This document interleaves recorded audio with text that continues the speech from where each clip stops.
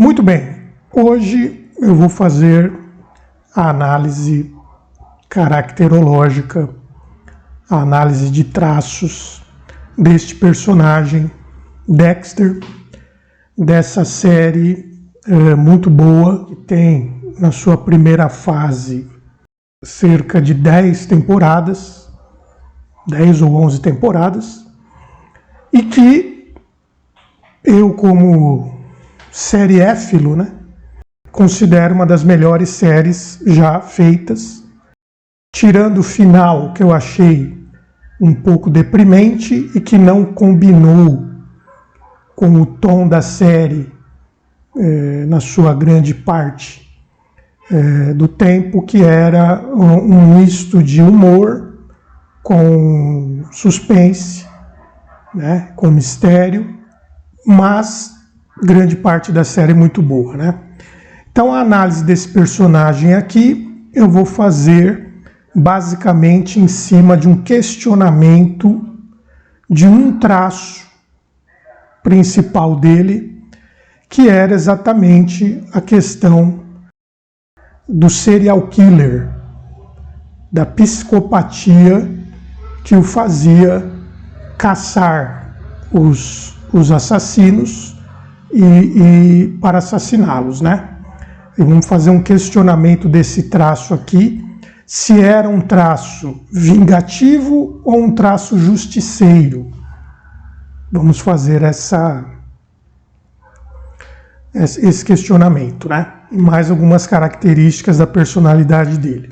Sempre lembrando que essa é uma análise informal, é um tom de bate-papo, não se trata de uma análise oficial, neuropsicológica ou psiquiátrica, mas em cima da série, do personagem, e tentando fazer pontes possíveis personagens da vida real desse tipo de psicopatia. Se é possível ter um indivíduo como ele, como Dexter, que aparentemente é normal, que tem um trabalho, tem uma família, mas que nas horas vagas ele comete esses delitos graves aí, Vamos ver até que ponto a ficção, quais são os limites dessa ficção do ponto de vista psiquiátrico, psicológico, mais propriamente, que é a minha área. Então, assim, inicialmente, qual que é a história do Dexter, Ele passou um trauma fortíssimo na infância, quando a mãe dele foi assassinada. A cena principal, original, que aparece no filme é essa, dele pequeno com o irmão, num lugar aí que é um mar de sangue da mãe, do assassinato da mãe. Tanto que esse é um dos fatos que o levou a trabalhar como especialista em sangue, de analista de sangue forense. Então, esse fato explica o seu traço psicopata. Ou seja, e aqui vem o primeiro questionamento, Ele era um justiceiro ou ele era um vingador?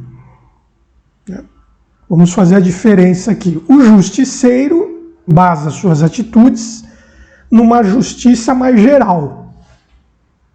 Por exemplo, fazer aqui uma imagem com o Velho Oeste, aquele justiceiro lá que vem a cavalo com rifle e persegue os bandidos, por exemplo. Então ele estaria visando ali um bem maior. No caso da vingança, é uma vingança pessoal. Então, no caso do Dexter, ele era um justiceiro ou um vingativo, um vingador? Eu vou colocar que ele era um vingador. Por quê ele era um vingador? Se ele fosse um justiceiro puro e simples, ele poderia fazer essa justiça, praticar essa justiça, como, por exemplo, um policial.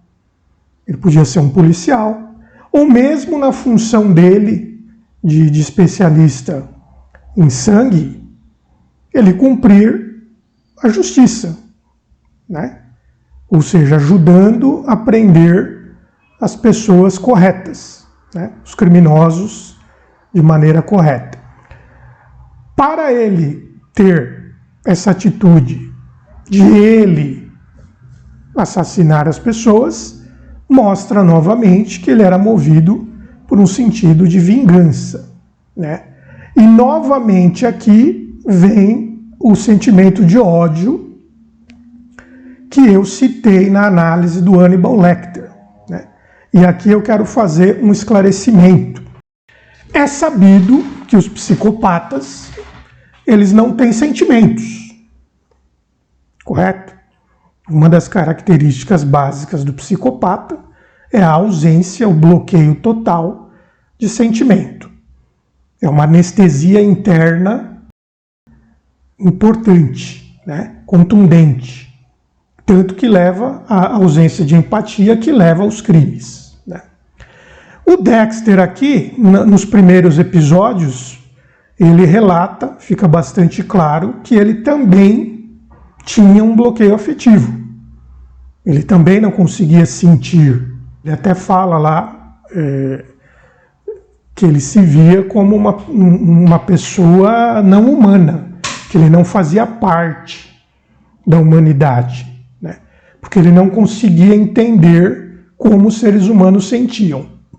Agora, e aí só um outro parênteses em relação ao Hannibal, né? Eu pontuei que os traços do Hannibal, manipulador e sádico, advinham de um ódio. E aqui vem uma questão interessante. Como adivinham de um ódio se os psicopatas não sentem? É aqui que reside um mistério e um aspecto bastante interessante das personalidades psicopáticas. Eu vou fazer uma analogia para explicar o que eu quis dizer com relação ao ódio do Hannibal. É como se dentro do ego dele tivesse uma caixa e dentro dessa caixa um ódio bastante grande fechado. E como se esse ódio fizesse uma pressão para a caixa explodir. Então, é exatamente nessa pressão interna, nessa fricção, que a personalidade psicopática se move, ou se moveria. E é onde eram alimentados os traços manipulador e sádico do Hannibal, né? Então, é uma incapacidade de sentir diretamente. E é exatamente o bloqueio afetivo que faz a personalidade psicopática agir numa irracionalidade. Essa é a explicação do ódio quando eu falei do Hannibal Lecter. Para não vir algum espertinho de primeiro semestre de psicologia ou psiquiatria e querer afirmar que eu disse que o psicopata sentia ódio. Então está explicado aqui para esse eventual espertinho ou espertinha. Então, voltando ao Dexter. Ele tinha um bloqueio afetivo também, né? Porém, diferente do Hannibal, o Dexter tinha uma consideração pelas pessoas próximas, né? Ele conseguia diferenciar os bons dos maus. Na verdade, diferenciar os assassinos dos não assassinos, né? Dos não assassinos, porque na verdade todo mundo é mau. Inclusive ele era mau. Então, mas na verdade ele tinha uma diferenciação específica. Então, as pessoas próximas, a irmã dele, tanto que ele chegou a casar com essa personagem que eu também não lembro o nome agora, né? E que inclusive era muito chata, né? Eu não gostava dessa personagem, era uma chatice quando ela aparecia, no meu ponto de vista, mas isso é um parênteses. Então ele casou e teve um filho, e ele cuidava do filho depois como um pai bastante cuidadoso, bastante presente, né? Então ali se insinuava que ele tinha uma parte da personalidade dele que ele sentia. No início ele reconhece que não, mas posteriormente, no desenrolar da história, ele passa a se comportar como se ele sentisse algo. E tinha esse lado psicopata, vamos dizer, específico, né? De assassinar. Uma outra característica da psicopatia desse personagem era as conversas constantes que ele tinha com o pai, que era o ator que fez o filme Cult Warriors, da década de 70.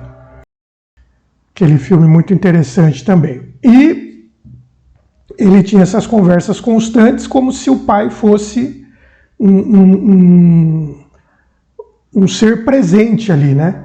O pai aparecia nas cenas como se ele estivesse conversando naturalmente com uma pessoa real ali, em carne e osso. Então, uma questão interessante a se questionar é a seguinte: seria possível, na realidade, existir um personagem desse, né? Que ele tinha, por um lado, ele convivia na sociedade como um perito forense, né? Ele era aparentemente normal, casou, tinha filho, um cara até certo ponto simpático, mas tinha esse outro lado totalmente doente, né? Então seria uma loucura controlada, né? Uma loucura específica. Então a pergunta é possível existir isso? É um ego bastante interessante, né? A princípio, a minha tendência é acreditar que não, tecnicamente, né? Porque uma personalidade, um ego, para conseguir equilibrar esses dois lados dessa forma, né? Esse nível de psicopatia com um nível de interação social parece muito pouco provável. Por outro lado, né? Dado que existem aí bilhões de seres humanos no planeta Terra e que cada um é um ser único, no campo das possibilidades, eu acho que sim, poderia ser possível existir um personagem desse, se não exatamente igual, mas com características semelhantes, né? Por exemplo, um indivíduo que me vem à memória agora, de primeira, que se assemelharia a isso é aquele ator Guilherme de Pádua, né? Já, se eu também não me engano, já falecido, né? Que cometeu aquele assassinato da atriz lá, né? Então, quer dizer, ele também era um ator que aparentemente normal e que cometeu um ato desse psicopático, né? De alto grau, de alta violência, de alta loucura, né? E do nada, né? Pelo que nos consta, esse Guilherme de Pádua não era um serial killer, né? Pelo que nos consta. E também não deve ter sido, porque se ele tivesse sido, a polícia teria, os investigadores, a investigação teria revelado, né? Então mostra que o Dexter aqui, ele não é um personagem totalmente descolado da realidade, né? Ele guarda, sim, algumas proximidades aí com a realidade. Então, um personagem muito interessante, uma série muito interessante. Quem não assistiu, eu indico que assista, né? Já a segunda parte, a segunda fase da série, não assisti ainda, achei um pouco forçada o primeiro episódio, de algumas situações que ocorreram, mas essa primeira fase é muito boa realmente. Então um abraço a todos e até a próxima.